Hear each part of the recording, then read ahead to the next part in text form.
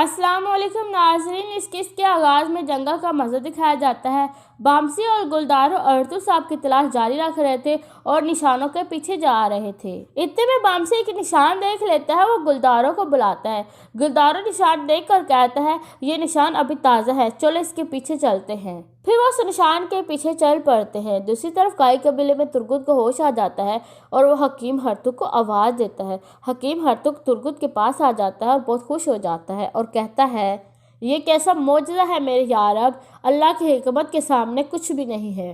Turgut कहता है, मेरे सरदार कैसे हैं? हकीम हरतुक कहता है, गुलदारो और बामसी उनके पीछे गए हैं, इंशाल्लाह बहुत जल्द उन्हें तलाश कर लेंगे। तुर्गुत कहता है, मैं अपने सरदार की हिफाजत नहीं कर सका, मैं उस गलीज को नहीं मार सका। हकीम हरतुक कहता है, ऐसा कह के आप अपने आप को परेशान मत करें। तुर्गुत कहता है, जब तक मैं अपने सरदार को नहीं देख लेता मैं जल्द से एहतियात नहीं होऊंगा। ये कहकर तुर्गुत दोबारा बेहोश हो जाता है। दूसरी तरफ अलबास्ते फिर अर्तुर साहब को लेकर चल पड़ते हैं। थोड़ी देर बाद अर्तुर साहब हरकत में आ जाते हैं। फिर अर्तुर साहब कहते हैं, जब तक मेरे जिस्म में जान है मैं हार नहीं मानूंगा। अलबास्ते अपने सिपाहियों को कहता है, इसे पकड़ लो। ये सुनकर वो हमला कर देते हैं। फिर अलबासी कहता है, मैं अच्छी तरह से जानता था कि तुम ऐसा ही करोगे, लेकिन अब तुम्हारे पास बचने का कोई मौका नहीं है। पहले तो तुम बच सकते थे, लेकिन अब तुम्हें सिर्फ मौत ही मिलेगी। ओह नहीं नहीं नहीं नहीं नहीं, अभी तुम्हें मैं मारूंगा नहीं, बल्कि तुम्हें तड़पा कर मारूंगा। अब तुम घोड़े पर नहीं जाओगे, बल्कि मैं तुम्हें चला कर लेकर जाऊंगा। तुम ऐसे नहीं मर सकते, तुम अपने भाई गुलदारों के साथ ही मरोगे। फिर अलबासी अपने सिपाहियों को कहता है, इसे मारना नहीं है, बल्कि इसे जख्मी करना और इसे गिरा दो। इलबिल्गे खातून आगे बढ़ते हुए कहते हैं, अभी अर्तुर साहब के मरने का वक्त नहीं आया अलबासी, अभी तुम्हारे मरने का वक्त आया है। इसके बाद इलबिल्गे खातून के सिपाही उन्हें चारों तरफ से घेर लेते हैं। इलबिल्गे खातून अर्तुर साहब की रस्सी खोल देती है। बिबौलत कहते हैं, मुझे तुम्हें तभी मार देना चाहिए था इलबिल्गे खातून, जब मुझे तुम पर शक हुआ था। सांप अब बड़ा हो चुका है और हमें डस रहा है। ये सुनकर इलबिल्गे खातून कोई जवाब नहीं देती। दूसरी तरफ गुलदारो और उसके सिपाही एक जगह छुप कर रुके हुए थे। इतने में बामसी वहाँ आ जाता है और कहता है, आगे गार है गुलदारो साहब, लेकिन उसमें कोई नहीं है। गुलदारो कहते हैं, ये एक जाल भी हो सकता है, हमें एहतियाती तदाबीर लेनी चाहिए। फिर बामसी कहता है, गुनगुन तुम अपने सिपाहियों को लो और चारों तरफ से गार को घेरे में ले लो। ये कहकर वो उठ खड़े होते हैं और आगे बढ़ने लगते हैं। दूसरी तरफ अर्तुर साहब कह रहे थे, अब तुम्हारे पास भागने का कोई रास्ता नहीं है अलबासी, ना तो पहाड़ी और ना ही दरिया। अलबासी कहता है, मुझे लगता है कि तुम मेरी तलवार की ताकत को भूल गए हो। तो चलो आज पता लग ही जाएगा, क्योंकि इस मैदान में हम दोनों हैं, तो आज पता चल जाएगा कि कौन मरता है और कौन जिंदा रहता है। अर्तुर साहब हाँ में सर हिलाते हैं और इसके बाद लड़ाई शुरू हो जाती है। फिर अर्तुर साहब बिबौलत को शदीद जख्मी कर देते हैं। तो बिबौलत इलबिल्गे खातून को कहता है, ये सब अपनी नस्ल के लिए कर रहा था इलबिल्गे खातून, और इस नस्ल का आखिरी मर्द मैं था। हमारी सरदारी का खात्मा हो चुका है और खात्मा तुमने किया है इलबिल्गे खातून। इलबिल्गे खातून कहती है, सरदारी का हकदार कोई होता है और तुम इसके हकदार नहीं थे भाई। इससे हमारी नस्ल तबाह नहीं होगी बल्कि बच गई है। फिर अर्तुर साहब कहते हैं, तुम्हारा पटा टूट चुका है अलबासी, जब तक तुम जैसों का सफाया नहीं होगा ये जंग ऐसे ही जारी रहेगी। फिर अर्तुर साहब इलबिल्गे खातून की तरफ देखते हैं तो इलबिल्गे खातून हाँ में सर हिलाती है। फिर अर्तुर साहब अलबासी के पेट में तलवार घोंप कर कहता है, ये तुर्गुत के लिए है और मैंने तुम्हें पहले ही बताया था कि जब तुम मरोगे तो सबसे आखिरी चीज़ मेरी आंखें हैं जो तुम देखोगे। फिर अर्तुर साहब अब्दुर्रहमान से पूछते हैं, बताओ तुर्गुत का क्या हाल है? अब्दुर्रहमान कहता है, तुर्गुत ठीक है, लेकिन बहुत शदीद जख्मी था, अब वो काई कबीले में है और इसका इलाज जारी है। फिर अर्तुर साहब इलबिल्गे खातून को कहते हैं, अब बिल्कुल ठीक वक्त पर आई है इलबिल्गे खातून, अब आप इसकी लाश अपने कबीले में ले जा सकती हैं। फिर इलबिल्गे खातून कहती है, तो फिर आप कहाँ जाएंगे? अर्तुर साहब कहते हैं, उन्होंने गुलदारो भाई के लिए जाल बिछाया था, इससे पहले कि कुछ हो ना जाए मुझे उनकी तरफ जाना होगा। इसके बाद अर्तुर साहब और इलबिल्गे खातून के सिपाही वहाँ से रवाना हो जाते हैं। इसके बाद काई कबीले का मंजर दिखाया जाता है। हेमा खातून तुर्गुत के पास होती है। तुर्गुत पूछता है, हेमा वालदा क्या मेरे सरदार आ गए हैं? हेमा वालदा कहती है, बेटा थोड़ा सब्र रखो, वो इंशाल्लाह ज़रूर आएगा। दूसरी तरफ गुलदारो और बामसी आगे बढ़ रहे थे। गार के पास आकर वो रुक जाते हैं। बामसी कहता है, हर तरफ घोड़ों के निशान है। गुलदारो कहता है, बामसी और गुंदोस तुम दोनों बाहर मेरा इंतजार करना, गुनगुन तुम दो सिपाही लो और मेरे साथ चलो। ये कहकर गुलदारो आगे बढ़ने लगता है। फिर गुलदारो और गुनगुन गार में दाखिल हो जाते हैं। गार में दाखिल होने के बाद गुलदारो और उसके सिपाही आहिस्ता आहिस्ता आगे बढ़ने लगते हैं। एक जगह आकर वो रुक जाते हैं। गुदगुद पूछता है, ये क्या है सरदार? गुलदारो कहते हैं, ये रूहों को कुर्बान करने की तैयारियां हैं। थोड़ी देर बाद एक तरफ से आग भड़कने लगती है। आग के साथ आरिफ बुका खड़ा था। गुलदारो पूछता है, आरिफ बुका, मेरा भाई अर्तुगरुल कहाँ है? आरिफ बुका कहता है, तुम मेरा नाम अच्छी तरह से जानते हो गुलदारो, थोड़ा सब्र रखो। अर्तुगरुल अब्बासी के महफूज हाथों में महफूज है। अब तुम्हारी बारी है। तुमने और अर्तुगरुल ने मुझे बहुत कुछ बताना है। इतने में आरिफ बुका बिच्छू का जहर आग में डाल देता है। इससे धुआं उठने शुरू हो जाता है। गुलदारो कहता है, बाहर चलो सिपाहियों, इसमें जहर है। ये कहकर वो बाहर आ जाते हैं और खांसते हुए बाहर पहुंच जाते हैं। ये देखकर बामसी और दूसरे सिपाही बहुत परेशान हो जाते हैं और उन्हें सहारा लेकर एक तरफ ले आते हैं। बामसी पूछते हैं, क्या हुआ गुलदारो साहब? गुलदारो कहता है, ये एक जाल है। इतने में आरिफ बुका के सिपाही उन्हें चारों तरफ से घेर लेते हैं और यहाँ पर इस एपिसोड का इख्तिताम हो जाता है। अस्सलाम वालेकुम व्यूवर्स, उम्मीद करते हैं कि आप सब ठीक ही होंगे, खैरियत से होंगे, खुशबाश होंगे। तो जैसे कि आप अच्छी तरह से जानते हैं कि हमारी यही कोशिश होती है कि आपको अच्छे से भी अच्छे और बेहतरीन नॉवेल्स आप तक पहुंचाए जा सके, ड्रामे आप तक पहुंचाए जा सके। तो इसी सिलसिले में मैंने कल बहुत ही अच्छा, मैं ऐसे देख रही थी तो मुझे एक बहुत ही अच्छा नावल लगा था। तो मैंने सोचा क्यों ना आपके साथ ये शेयर किया जाए, क्योंकि आप भी हमारे अच्छे व्यूवर्स हैं। आपको हमने ये सारी मालूमात नहीं देनी तो किसको देनी है। तो इसी सिलसिले में मैं बहुत ही कमाल का नावल आपके लिए लाई हूँ। उम्मीद करती हूँ कि ये आपको बहुत ही ज़्यादा पसंद आएगा। तो इस नावल का नाम है मैट्रिक फेल। और आज हम किस नंबर 1 का आगाज़ करते हैं। अम्मा ज़ुबैया फ़ेल हो गई। छोटी बहू ने पुरजोश होकर सास के कमरे में सूर इसराइल फूंक दिया। अम्मा भी चत लेटी थी। हाय मैं मर गई। अम्मा भी यूं उछली गोया फ़ेल नवासी नहीं, वो खुद हुई हूँ। तेज़ी से उठने पर गिरते गिरते बची। आप जिंदा हैं? जी। मरी आपके दुश्मन। बहू ने नागवारी दिखाई। अम्मा का हाथ सीने पर था। जुब्बी फेल हो गई, दोबारा हो गई। कांपता लरजता पानी आंखों में दिखाई देने लगा। बहू ने सुना तो चिट साफ गोई दिखाई। दोबारा नहीं, ये तीसरी बार है। और बस देखते ही देखते आंखों में झड़ी लग गई। मेरी किस्मत ही फूटी है बहू। जब से आखिरी पर्चा देकर आई तब से मैं दुआएं मांगनी शुरू की हैं। अल्लाह ताला कुछ भी हो जाए, ज़ुबी फेल न हो। मगर हाय रे मेरी किस्मत, डूबी की डूबी ही रही। उनके नीचे बीन पर घर के बाकी अफराद जमा होना शुरू हुए। बड़ी बहू, बड़ा बेटा, बेटे का बेटा यानी पोता, शोहर और छोटी बहू थी ही यही। एक और ना आई, एक वो ही ना आई। ये हादसा कैसे हुआ? बड़ी बहू ने हमदर्दी जतानी चाहिए। वो पढ़ी लिखी नहीं थी, अपनी सोच के मुताबिक पूछ पाई। जैसे तैसे हो गया। मगर ए बहू, मैं पूछती हूँ नतीजा अपनी ज़ुबिया का ही देखा ना, कहीं कोई दूसरी ज़ुबिया नसीबों की मारी का ना देख लिया हो। उम्मीद भरी निगाहें छोटी बहू पर गई। हाथ नोज सीने पर। छोटी बहू ने गौर किया और शुक्र किया। हाथ सीने पर ज़रूर था मगर सीना मसल नहीं रहा था। ऐसा नहीं हो सकता अम्मा, इत्मीनान रखें। छोटी बहू एमए पास थी। सास का टोकना बर्दाश्त न कर पाई। अब कैसा इत्मीनान। रोना फिर शुरू हुआ। साल की मेहनत गई, खर्चा गया और अब शर्मिंदगी अलग। मेरा दिल फट रहा है। बस कर जन्नत। मैंने कहा था ना, ना के पढ़ाना कि बस में नहीं। मैं आज ही उसे ट्यूशन पर बैठा आता हूँ। सिलाई कढ़ाई तो सीख लेगी। मैं आज ही उसे मशीन पर बैठा आता हूँ। सिलाई कढ़ाई तो सीख लेगी। शोहर का इरादा। मैंने तो कहा था 8 जमातें काफ़ी हैं, वरना साइंस की जगह आर्ट्स पढ़ ले। मगर नहीं साहब, साइंसदानी जो बनना है, बड़े बेटे का गम से किया तंज। मुझे तो कभी डांटने नहीं दिया आपने। अम्मा भी देख लीजिए, आप ही शय का नतीजा है छोटी बहू का जितलाना। ट्यूशन वो खुद ही देती थी, इसलिए ज़ुबिया की गैर जिम्मेदाराना कामयाबी पर बुरी अलजमा हुई। अम्मा भी किसी की बाखातर में ना लाते हुए बोली, ज़ुबिया किधर है? रो रही होगी बेचारी, टीवी देख रही है। छोटी बहू ताव खाकर बोली। उसी वक्त दरवाजे में साया हुआ ज़ुबिया तशरीफ लाई थी।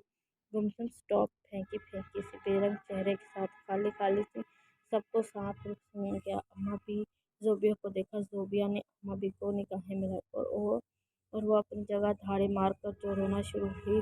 जहाज़ेन वो खिला गए। जोबी तो फेल हो गई। अम्मा भी गिराए। अम्मा बेईमानी हो गई। जोबे की दहाई ये क्या कर दिया मरजान ने, तुझे मेरा मुंह भी नजर ना आया। आगे यहाँ पर इस किस का इख्तिताम हो जाता है। आगे है किस नंबर 2। आप ही का तो मुंह नजर आता रहा भाभी, लेकिन मैं क्या करूं, मेरे साथ धोखा हुआ है। बहुत बड़ी ज्यादती, जाने किस मनहूस ने मेरे पेपर चेक किए, मगर मैं बताए देती हूँ। अम्मा भी मेरे साथ दुश्मनी निभाई जा रही है, मुझे सच करने के लिए उकसाया जा रहा है। यूं भी होता है क्या अम्मा भी? ऐसा नहीं होता। ये शर्मिंदगी मिटाने को बोल रही है। छोटी बहू ने नाक बूझ चढ़ाकर साथ की गलतफहमी को दूर किया। यकीन करें मामी, वरना बहू में 8 नंबर, रियाजी में 14 और मैं कह रही हूँ कि ये तो पिछली बार से भी कम आए हैं। हालांकि इस बार तो मेहनत भी पहले से बढ़कर की। हाँ, स्टॉप प्लस के ड्रामे देखकर। ज़ोबिया ने सुनकर ताऊ को बहुत खाया, मगर हालात के तकाजे कहते चुप रही। छोटी मम्मी यूं भी कोई खास पसंद नहीं है इसे। चच्ची खैर से कितनों में फेल है। बड़ी बहू ने दानियाल बेटे से इश्तिहार से पूछा। जवाब में कमो बिखरा, चारों में इशारा साइंस में ज़मीन थे। क्या कहाँ सारों में दाने के लुकमे पर वो तरफ पर मुड़ी आंखें शोले बरसा रहे थे। चबा चबा कर बोली, जब बहरे हुए हो रज़ाई इलाही से। चार चार कहाँ, चार फेल सारों में हो या चारों में फेल ही होता है। दानी ने चुराया। चच्ची ने सर हिलाया। अम्मा बी के दिल का दौरा तड़प उठा।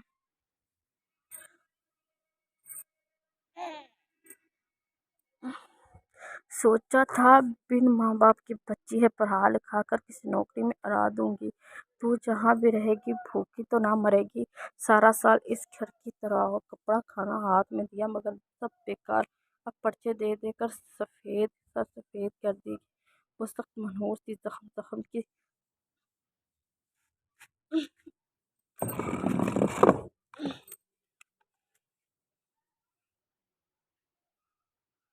जख्म जख्म को सोफिया कर रही थी। अब पर्चे देकर सफेद हो गई है। अब नहीं दूंगी, मर जाऊंगी मगर अपने लिखे को उनके सामने रखकर अपनी नाकदरी बर्दाश्त नहीं करूंगी।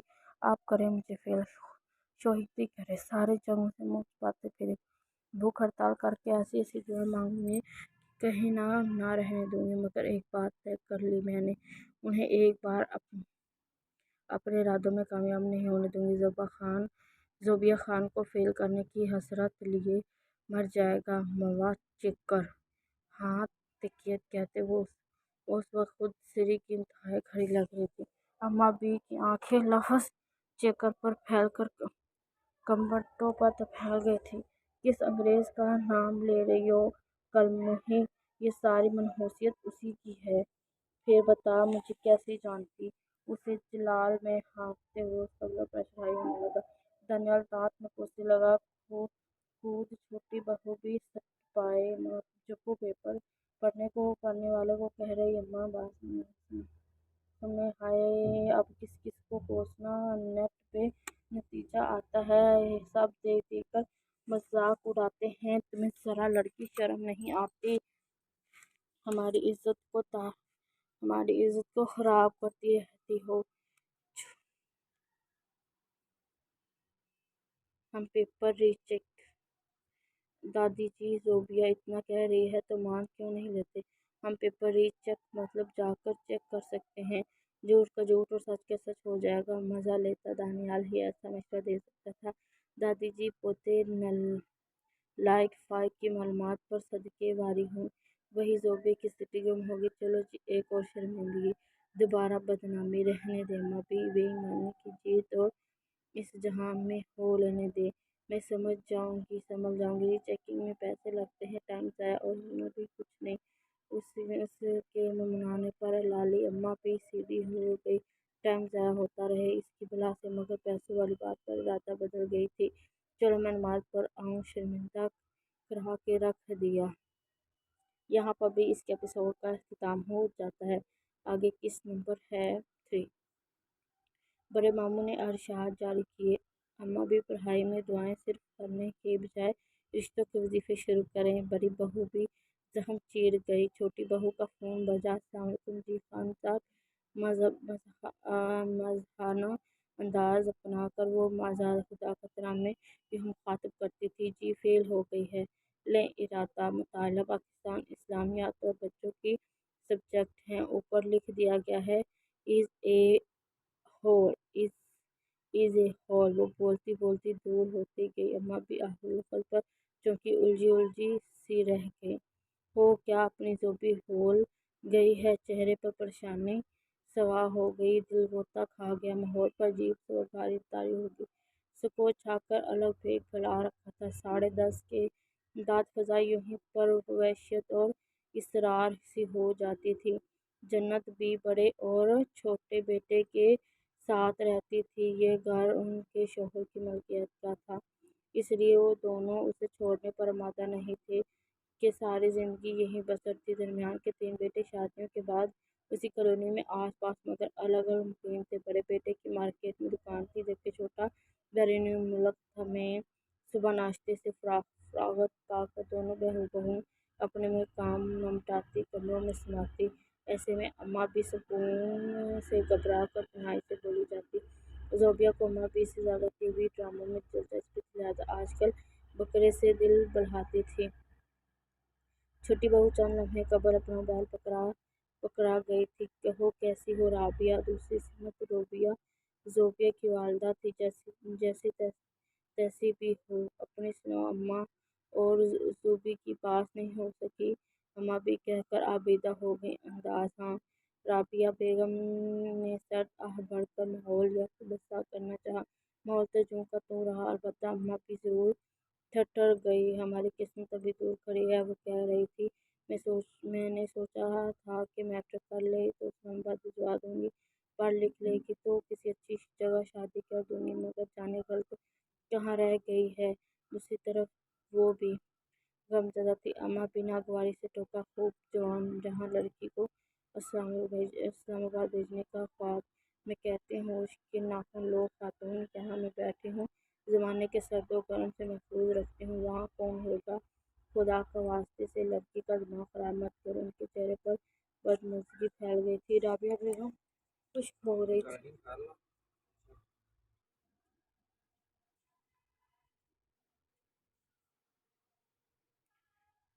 छोटा मामू क्या कहता है। उन्होंने भाई का पूछा। अम्मा भी आंखें रगड़ रही थी। कुछ कह रहा था। ज़ोबिया रोती रही। बेचारी 3 दिन से खाना नहीं खा रही। दिल बुलाने में को मैंने कहा ईद के कपड़े ले आऊं। बेचारी बड़े दिल गिरफ्ता है। दूसरे रिश्तेदारों के मजाक अलग झुलाते हैं। गलती तो उसकी अपनी है, फिर भी मुझसे उदासी देखी नहीं जाती। कुछ तलखी से कहकर वो मासूमियत से मजबूरी बता गई। ज़ोबिया कहीं से निकलकर बकरे के सामने खड़ी नजर आ रही थी। अच्छा अम्मा, खुदा खैर करेगा। ज़ोबिया के मसरूर का सोचे। मैट्रिक मैट्रिक फेल को कोई नहीं ब्याहेगा। मैं बात करूंगी उससे। जो करना है करो खातून, मैं तो थक सी गई हूँ। तबीयत पर अलग कनूतियत सी छाई रहती है। ए दानी, अख्तर चाची को फ़ोन पकड़ा। बेजारी से काल काट कर उन्होंने दे कदमों के सामने गुजरते दानिया को आवाज़ दी। वो मुँह बनाता अंदर आया। रुको ज़रा, बैठ कर यहाँ। उन्होंने पाँव समेट कर जगह बनाई और वो बेचारी सी शक्ल बनाकर बैठ गई। वो आते हैं क्या? क्या नाम है मुई का? नहीं दादी, अलीशा तो बिल्कुल नहीं आती।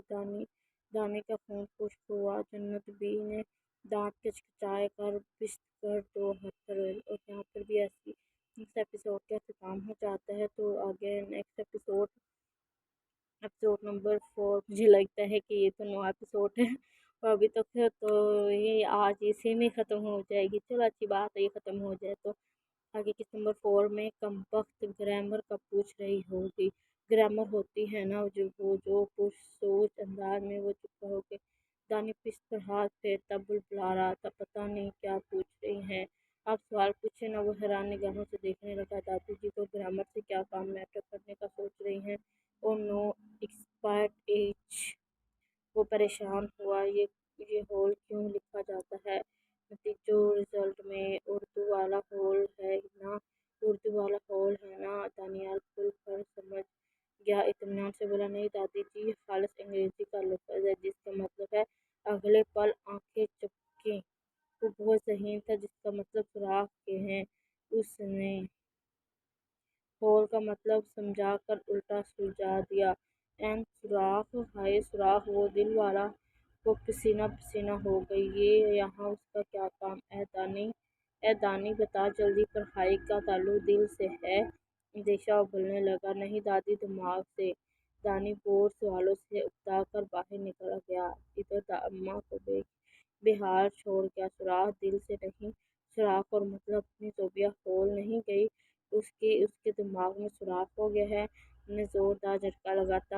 تبھی وہ پڑھ پڑھ کر بھی فیل ہو جاتی ہے، کیونکہ سارا پڑھنا لکھنا دماغ کے سوراخ سے ہوا جاتا ہے۔ آنکھیں سرسمیلی سی بھری، وہ جامد ہوئی۔ یہ شاید تیورانی چہرے پر یوں ڈوئیاں اڑنے لگیں مانوں کسی کے ہیٹر ڈائریکٹر چلا کر چہرے کی دیکھ کر دے۔ چہرے کی جلد ہونٹ یہاں وہاں اڑنے لگے۔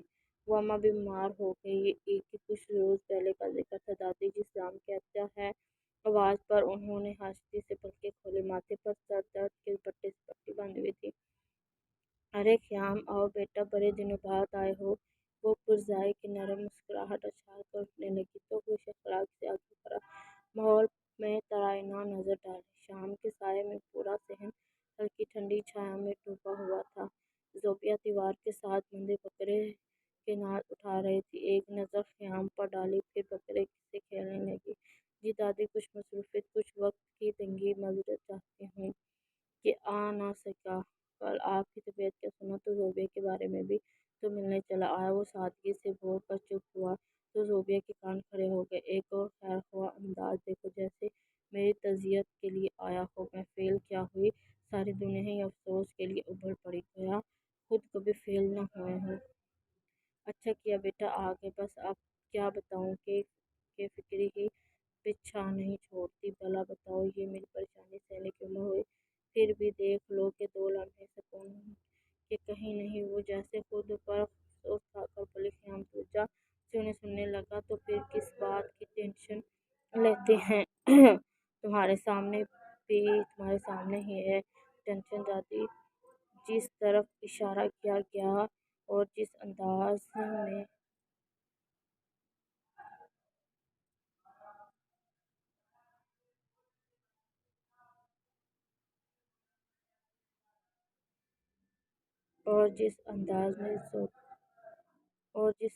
میں زوبیہ نے کبوتر بن کر آنکھیں مچھی، مگر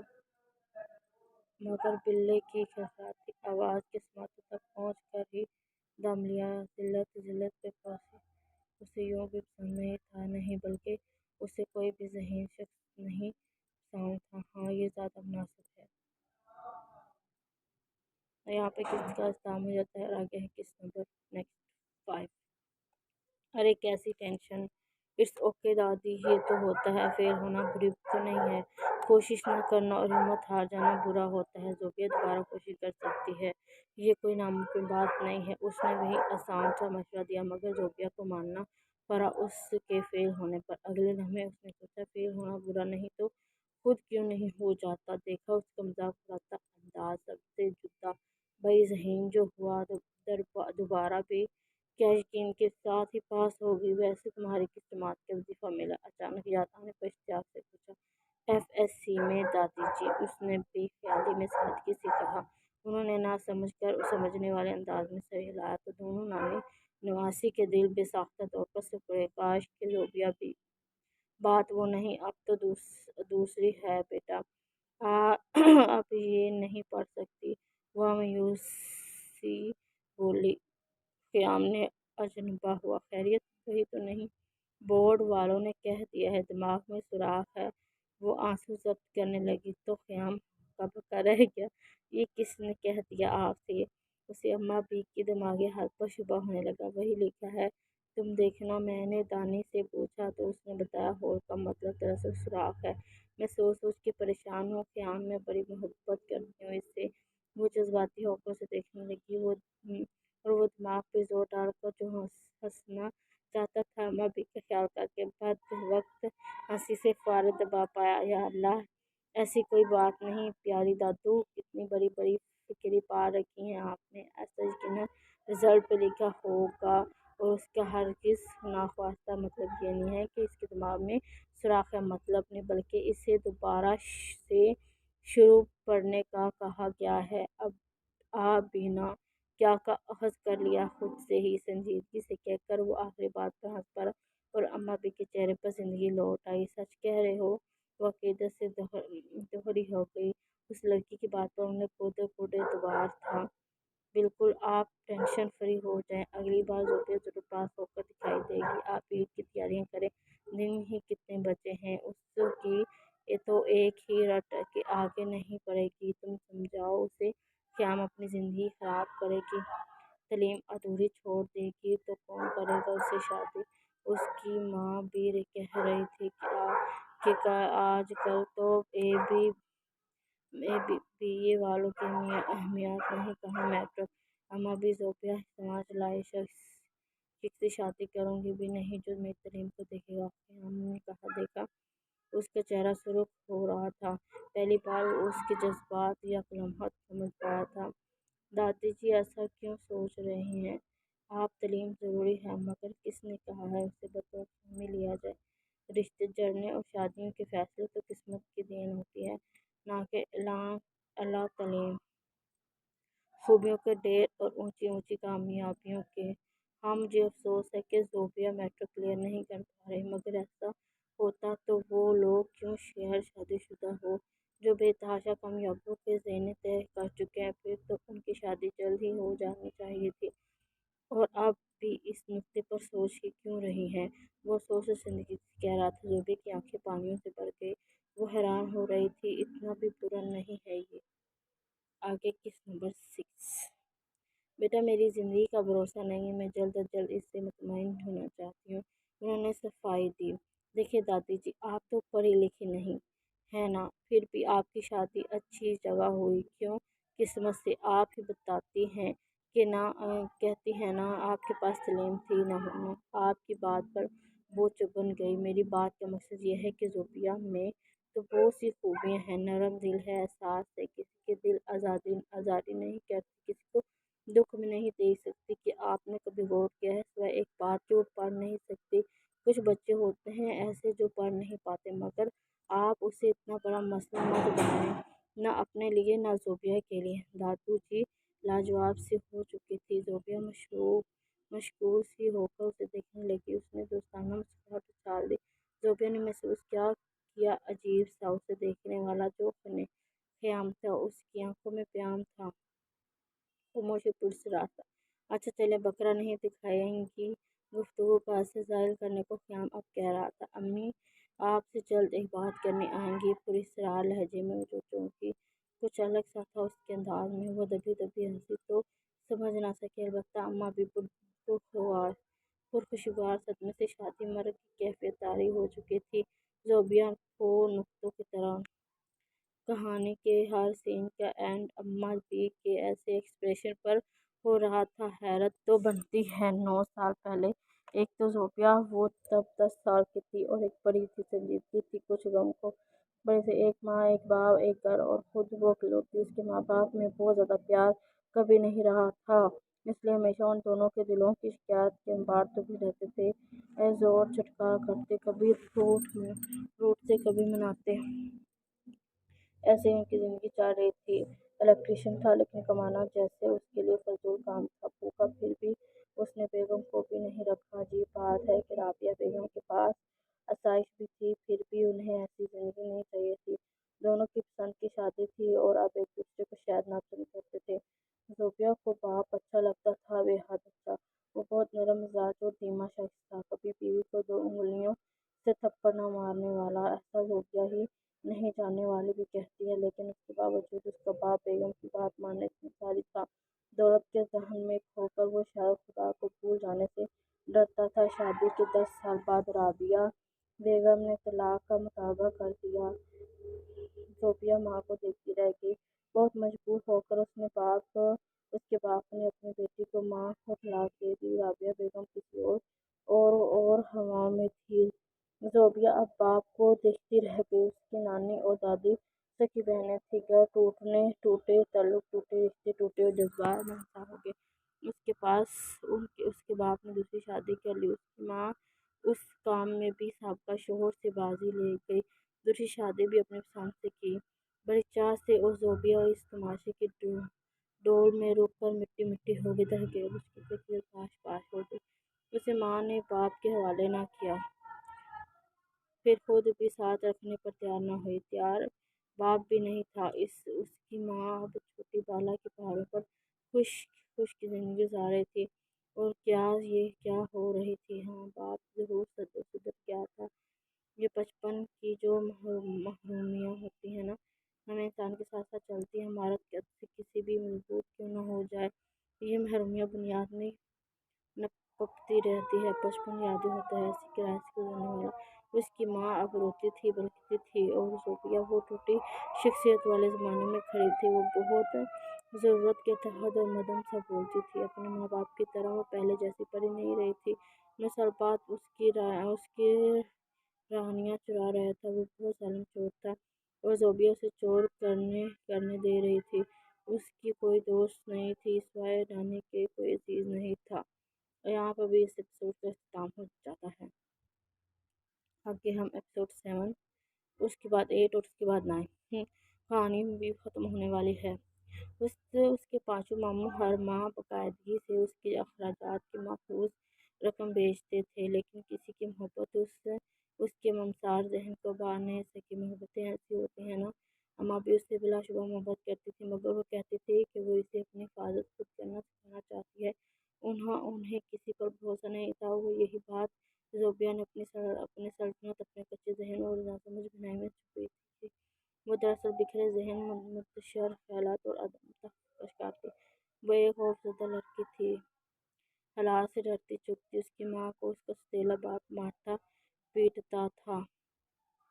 वो माँ की गोद में सर रख कर रोती थी। वो तो भूल जाती थी कि ज़ोबिया भी किसी कोने में मौजूद है। औलाद 19 बरस की क्या, 19 सदियाँ भी जी ले तो माँ के दुखों पर दिल लहू लहू किए बगैर रह जाता है।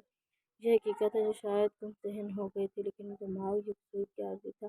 घर में बात आम है कि ज़ोबिया टीवी की दीवानी है। बात तो सच है, पर किसी ने गौर न किया वो किसी चीज़ की दीवानी है। ऐसी मूवीज़ की, ऐसे सीरीज़ की जिनमें लड़की अकेली तन्हा हो, माँ बाप से बिछड़ जाए, किसी के दबाव में हो, बुरा से बुरा हो रहा हो, वो मर जाए। कहानियों में ऐसे स्टैंडर्ड बताए। अब बता, स्नो वाइट शानदार लगती है। जब वो पहली दफ़ा फेल हुई, हकीकत में रोई, और अब जैसे ही बेहस होने लगी। फेल होने का खौफ उसके पास होने से रोकता था। वो जो अपनी ज़ात में कैद थी, दुनिया से नाराज़ ख़याम के ख़यालात जानकर मुहतसर रह गई। वो तो कसूरवार नहीं है। दरअसल ज़िंदगी में हमें किसी भी नाकामी पर गमज़दा होने या किसी के अफ़सोस करने के बजाय सिर्फ छोटी सी हौसला अफ़ज़ाई की ज़रूरत होती है। अफ़सोस और हमदर्दी सिर्फ कमज़ोर करती हैं, हौसला नहीं देती। बड़ी ईद चुपके से आंगन में उतर आई। अम्मा पीकू आज से कबल कभी इतनी खुशगवार ने हुई। अम्मा भी क़याम का रिश्ता ज़ोबिया के लिए आया है, नहीं उसकी चचेरी बहन के लिए आया है। अम्मा भी को मखौल सोच रहे थे। बहू छिप गई, बात हजम ही कहाँ हो रही है। क्या कहा क़याम और अपना पड़ोसी नाना जान के होंठ कानों तक रास्ता बना रहे थे। अल्लाह अल्लाह, ऐसी खुशनसीबी दिखा, भला घराना लायक फाइक मजहब से लड़का यही नहीं चाहिए था तो फिर क्या चाहिए था। दादी थी, वो क्यों ज़ोबिया के लिए मार रहा था। दानियाल को बड़ा दुख था, अब ज़ोबिया को छेड़ेगा कैसे। ज़रा इज्जत से पुकार बड़ा है तुमसे, और ज़ोबिया में क्या कमी। नहायत इत्मीनान से जवाब देकर वो कुर्बानी को गोश्त हिस्सों में तकसीम करने लगी। दानियाल का ताज्जुब हुआ। कमाल है, वो मैट्रिक फेल क़याम पास करा देगा, कोई बड़ी बात नहीं। ये कहकर वह हंसने लगी। दानी होता रह गया होश की बला से। मैं आप से ऐसी बोझ हूँ मैं आप पर ऐसी बोझ हूँ। ज़ोबिया ने आंखों के किनारे फेंके हुए, अम्मा भी ज़रा रामों के बोल, मुझ पर मत बोलना। और तू रुखसती ही समझने लगी। अम्मा पी के तेवर चढ़ाकर बोला। वो बुरी तरह, नहीं तो इतनी जल्दी भी कहाँ मैं आपको जाने, और मुझ पढ़ी लिखी बहुत लड़कियां मिल जाएंगी, मगर ज़ोबिया जैसी नरम दिल है, सास پیاری لڑکی نہیں مل سکے گی۔ خیام کے بات کاٹنے پر وہ باختیار خاموش سی ہو گئی۔ اول بات تو یہ ہے کہ میں نے رشتے کی بات تم سے نہیں دادی جی سے کی ہے، اور اگر راستہ بدل لوں گا تو تمہارے نہیں ان کے جذبات سے کھیلوں گا۔ وہ سنجیدگی سے بولنے کے موڈ میں لگ رہا تھا۔ زوبیہ بے بسی سے لب کاٹے۔ تم کسی سے کم نہیں ہو زوبیہ، ساس نکل آؤ اس کم مائی کی ساس سے۔ انسان کسی سے نہیں ہار سکتا سوائے خود سے۔ تمہیں اگر کسی کے مقابلے میں کمتری کا احساس ہے تو سوچو ایسا کس نقطے کی بنا پر تم فیل ہو جاتی ہو؟ کیوں؟ ویسے میرے نزدیک یہ بڑی بات نہیں ہے۔ تم نے نہم جماعت کی اردو کتاب میں اس حوالے سے سبق نہیں پڑھا شاید۔ وہ کتاب کھول کر پھونکا رنگ دے کر ہنسا۔ زوبیہ کے آنسو گرنے لگے۔ ٹپ ٹپ ٹپ۔ میں فیل ہو جاؤں گی، حالانکہ یہ مشکل کام ہے۔ میں جانتا ہوں تم کوشش کرو گی۔ اصل میں تمہیں سکون کی ضرورت ہے زوبیہ، اعتبار کی ضرورت ہے۔ تم احساس کمتری میں مبتلا ہو اور تم پریشر اتنا ہو جاتا ہے کہ تمہاری یکسوئی ختم ہو جاتی ہے، اور تم ضرور پاس ہوگی۔ تمہیں میٹرک پاس میں کرواؤں گا، میری ذمہ داری ہے۔ وہ پھر ہنسا۔ لوگ صرف باتیں کرنا جانتے ہیں زوبیہ، ان کی باتوں سے حوصلہ مت توڑو۔ یہ ہماری زندگی ہے۔ ہاں تم پھر بھی پاس نہ ہو سکی تو تمہیں اگین فورس نہیں کروں گا۔ پھر یقیناً بورڈ والوں کی کوئی پرانی دشمنی رہی ہوگی تم سے۔ وہ شرمندہ سی ہو کر ہنسنے لگی۔ گڈ گرل، دیکھو تعلیم لازمی ہے کہ یہ شعور دیتی ہے، مگر اس کا مطلب یہ نہیں ہے کہ کم تعلیم ہر انسان کو انسان کے درجے سے ہٹا دیتی ہے۔ میں نے ایسے بہت سے لوگ دیکھے ہیں جو ان پڑھ ہیں مگر باشعور ہیں، اور ایسے بھی دیکھے ہیں جو پڑھے لکھے ہیں مگر جاہل ہیں۔ بہلا رہے ہو؟ وہ آنسو صاف کرتے ہوئے بولی۔ اور یہاں پر بھی ایسی ایپیسوڈ کا ختم ہو جاتی ہے، اور لاسٹ ایپیسوڈ ہے تو ہماری 31 منٹ کی بھی ہو گئی ہے، تو ہم کوشش نہیں کر سکتے ہیں کیونکہ 31 منٹ کی جیسے چلو پھر بھی ہم کوشش کرتے ہیں۔ بتا رہا ہوں تم مجھے دل و جان سے منظور ہو، اور مجھے یقین ہے کہ آگے جا کر تم زندگی کے امتحان میں کبھی فیل نہیں ہوگی۔ وہاں کوئی مجھے ساتھ دشمنی نبھانے والا کوئی نہیں ہوگا۔ جو لوگ خود سے پہلے دوسروں کا درد محسوس کرتے ہیں وہ تو انمول ہوتے ہیں یار۔ گلابی شام عید کے لباس میں سج دج کر اتر رہی تھی۔ خیام کی باتیں دل کو سکون دے رہی تھی، مایوسی کھل رہی تھی۔ اور رہی میری بات تو زوبیہ بی بی، بڑی عید پر بڑی باتیں ہو جایا کرتی ہیں، اور مدن سے مسکرانے والی مسمت لڑکی دھیمے سروں پر کھلاتی نظر آئی۔ خیام نے اس کی ہنسی کو سنا، شفاف پانی جیسی ہنسی تھی۔ اس نے دھیرے سے فون کان سے ہٹا لیا۔ صحن میں ماں بھی چہکتی نظر آ رہی تھی۔ زوبیہ چوکھٹ میں کھڑی ہو کر انہیں دیکھتی رہی۔ چھوٹی مامی لذیذ ڈشز بنا کر ساس کی خدمت میں پیش کر رہی تھی۔ زوبیہ کو جانے کیوں ہمیشہ ہی ان کے بچوں جیسے دھیرے دھیرے کھانے والے انداز پر ہنسی آ جاتی تھی، لیکن آج کا راز اس کی نرم سی مسکراہٹ اسے 9 سال پیچھے لے جا کر پری سی بنا کر دکھائی دے رہی تھی، اس لیے کہ یہ مسکراہٹ ان 9 سالوں میں کبھی نہیں دیکھی گئی۔ اور اس راز سے زوبیہ نے بہت آگے جا کر کچھ عرصے بعد آشنا ہوا تھا۔ ابھی انجان رہنے دے۔ زندگی میں واقعی ہمیں کسی نہ کسی وجہ سے جھوٹی حوصلہ افزائی، ذرا سی مسکراہٹ کی ضرورت ہوتی ہے۔ دوسروں کے لیے حوصلہ نہیں، ہماری زندگیوں میں ایک مثبت کردار مسمار ہوتی دیوار کے لیے بہت بڑا سہارا ثابت ہوتی ہے۔ اور یہاں پر اس شاندار سے ناول کا اختتام ہو جاتا ہے۔ امید کرتے ہیں کہ یہ سٹوریز آپ کو بہت ہی زیادہ پسند آئیں گی۔ تو اب ہمیں دے اجازت، اللہ حافظ۔ دعا میں یاد رکھیے کہ ہمارے چینل کو سبسکرائب کریں۔